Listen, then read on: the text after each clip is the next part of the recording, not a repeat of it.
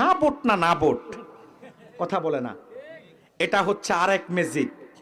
আপনি কোন পক্ষে যাবেন? আসেন তো বড় বিপদে। সংস্কার চাইলে হায় ভোট দিতে হবে, আবার আপনাকে যদি সংস্কার না চান নায়ে ভোট দিতে হবে। এখন আপনি কোনটা দিবেন? আমাকে অনেকে জিজ্ঞাসা করে, আমি বলি ভাই কোনটা বলে কোন বিপদে পড়ি।